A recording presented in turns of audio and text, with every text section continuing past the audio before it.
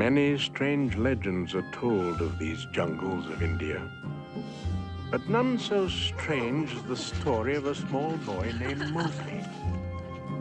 When Walt Disney acquired the rights to Rudyard Kipling's The Jungle Book, he undertook a monumental challenge in storytelling. Kipling's The Jungle Book was a sprawling series of stories about the wild child Mowgli, his life among the animals, his conflicts with Shere Khan, and his struggles to adapt to civilization. As he had done in the past with his animated classics from Snow White and the Seven Dwarfs to Sleeping Beauty, Walt Disney devised an ingenious narrative approach to a literary masterpiece to mold it to his unique style of animated storytelling. A style so successful that to this day, when we think of those classic stories, most people remember the Disney versions.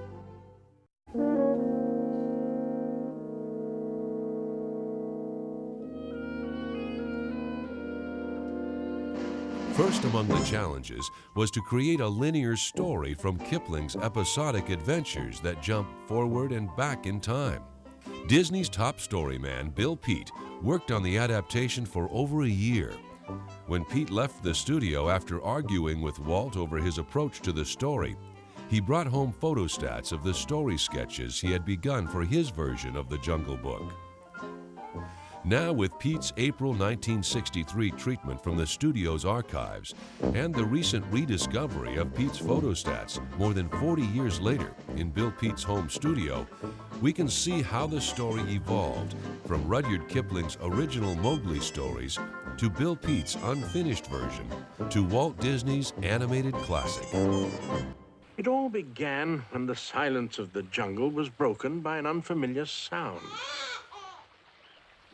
The story's opening sequence, the discovery of Mowgli and his rescue by the wolves, exemplifies the different approaches of Kipling, Pete, and Disney. In Kipling, the wolves hear Shere Khan attacking a camp of woodcutters. The woodcutter's child wanders off and enters the wolves' cave. Mother Wolf protects Mowgli when Shere Khan comes to claim him. Bill Peet, wanting to add drama and suspense to Kipling's story, embellished the rescue of Mowgli. A man cub has been carried off by the river, clinging to a log. The wolves gather at the waterfall to watch the baby go over the edge.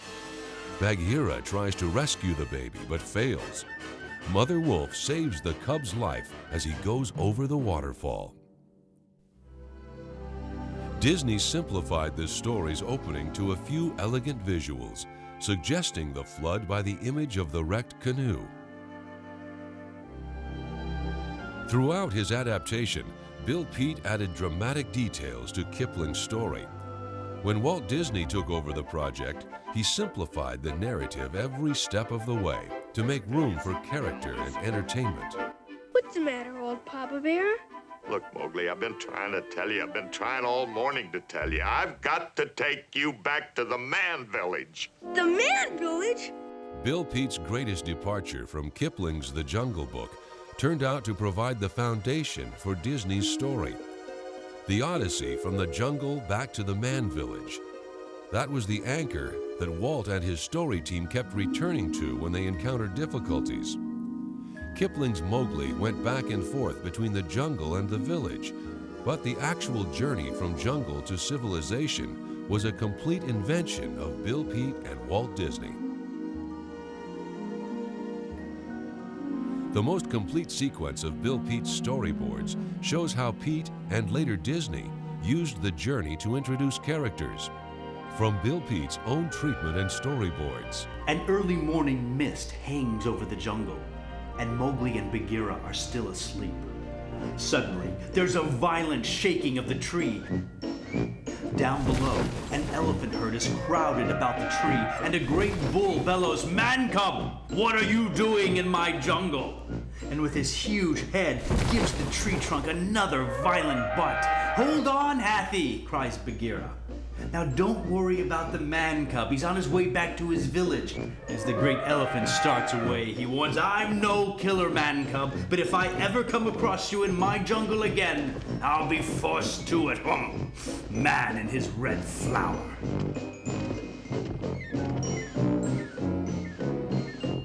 A close one indeed, exclaims Bagheera. Now let's get moving before our luck runs out. And he leaps from the tree limb to land lightly on the ground. And as the boy scrambles down to join him, Bagheera takes a cautious look around before starting off. Suddenly, a rhino comes crashing through the bush straight for Mowgli. "I smell a man cub," he bellows. "Death to the man cub!" The rhino wheels around in a fury, his tiny red eyes darting about in confusion. "I'll find you, man cub, wherever you are!" And Mowgli and Bagheera climb a ladder of stout, snaky vines until they are perched safely out of reach on a limb, while the nearsighted rhino goes blundering about far below, charging at bushes, stumps, and boulders in hopes one might be the man cub. Mowgli shakes with laughter, but Bagheera, as usual, remains sternly serious. "If you think this is funny," he growls, "you'll find many more laughs in this jungle. Have you ever tried laughing inside a python?" The boy looks at the thick, ropey vine upon which he is sitting. It is a giant python, and while they've been talking, the big snake has quietly arranged a few of his large coils around the boy until he is wrapped like a mummy. Bill Pete's Colonel Hathi and Kaa were the starting points for Disney's more richly personified characters. Those were the days. Discipline was a thing. Bill's character, all that sort of thing, you know. Pete's Rhino evolved in Disney's hands to a character named Rocky the Rhino, a punch-drunk fighter who showed up in storyboards of the Vultures sequence before being dropped from the story. Another element that Pete adapted from Kipling is the danger posed to the jungle by man's red flower, fire. In Kipling, fire is mentioned in the first scenes as the thing that animals fear and hate most about man. In Pete's story, Mowgli asks Bagheera about the red flower. In Pete's own words, "Red flower in man talk is fire," replies Bagheera. "Fire?" puzzles Mowgli. Bagheera stops to stare at a charred black spire rising out of the ferns. That was once a great mango tree devoured by the red flower. Many years ago, the jungle creatures attacked man's village, destroyed his cane fields and cattle. Then man, in his anger, turned loose the red flower and destroyed the jungle and many of the beasts. Later in Pete's story, Mowgli steals fire from the man village to challenge Shere Khan.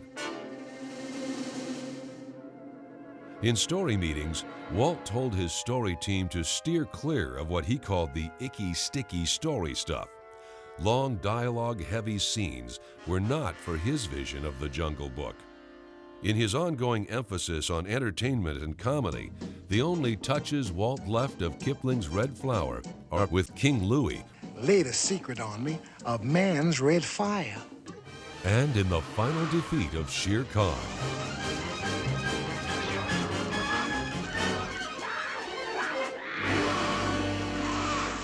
The character of Baloo is another big departure from Kipling's story. Kipling describes Baloo as a sleepy, serious old brown bear, a noble teacher of the law of the jungle, who teaches Mowgli the secret words of all the animals so he is safe wherever he goes. Pete's Baloo laid the foundation for Disney's Baloo, a lazy, happy-go-lucky bear who gains a sense of responsibility through his love for Mowgli. Dooby-doo, dooby-doo, doo. Why, you flat-nosed, little-eyed, flaky creep. All three versions of the story feature the spectacular sequence of Mowgli's kidnapping by the Bandarlog, the monkey people. In Kipling, the ruined city of the monkeys is a frightening place. The monkeys roam the ruins, pretending to be men. They are people without a law. They want Mowgli to teach them how to weave sticks together to make shelter. Bill Pete tried to retain the mysterious qualities of Kipling's Bandarlog. They want Mowgli to show them how to rebuild the city and teach them the secret of fire. Pete introduced slapstick comedy into the sequence with the rescue of Mowgli by Baloo and Bagheera. Disney steered the entire episode toward personality and entertainment. King Louie, with Louis Prima's voice, evolves into a wonderfully comic character. Now I'm the king of the swingers, oh, the jungle VIP. Striving for a more richly developed story, Pete spun off from the idea of Kipling's The Second Jungle Book, a hidden treasure under the city. In Pete's version, the King of the Apes shows Mowgli the treasure he keeps under the palace. Mowgli has no interest in riches, but later in the story, a hunter from the Man Village forces Mowgli to lead him to the treasure. In both Kipling's and Pete's versions of the story, Mowgli returns to the Man Village and is reunited with the woman, Nathu, who may be his long-lost mother.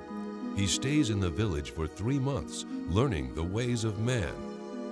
In Kipling, a character from the village, a hunter named Buldeo, thinks Mowgli is a sorcerer or a man-wolf from the jungle and stirs up the villagers against him.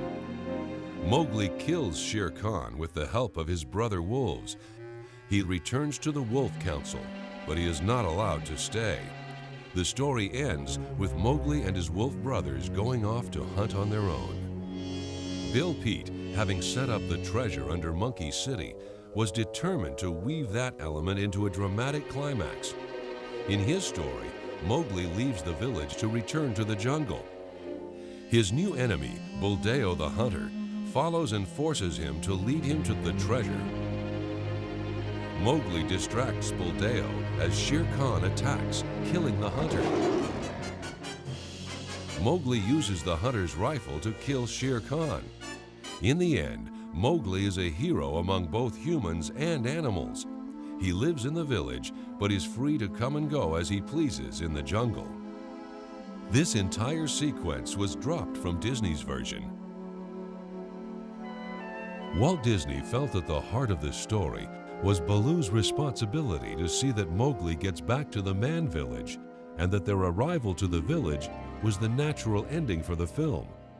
Walt's biggest question was, what draws Mowgli to the village after he spent the whole story trying to stay in the jungle? Nothing or nobody is ever gonna come between us again. When Bill Pete left the project, Disney had urged his story team to ignore Kipling's The Jungle Book and to concentrate on entertainment and personality. But in story meetings, when they were stuck for the ending, Walt kept browsing the book for ideas. He found inspiration in 2 passages, one from the end of Mowgli's stories in The Jungle Book. Years afterward, he became a man and married. And one from Kipling's The Second Jungle Book. A girl in a white cloth came down some path that led from the outskirts of the village. Mowgli parted the stalks with his hands and watched her until she was out of sight. And from those passages came the ending Walt had been searching for. Till the day that I am grown.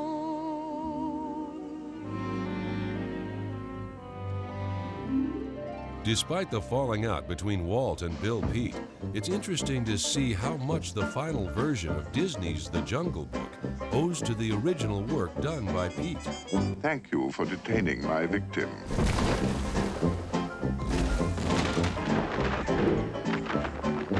Disney simplified the story to the bare necessities. An odyssey home again. An odyssey through dangers and temptations, friendships and growing up. As he expressed in story meetings, fewer events equals more room for character.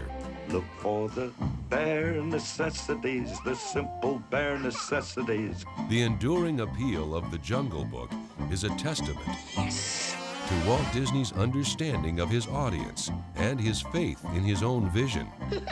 As he had proven with all his animated classics since Snow White and the Seven Dwarfs, Walt Disney had a profound ability to take literary classics and make them uniquely his own.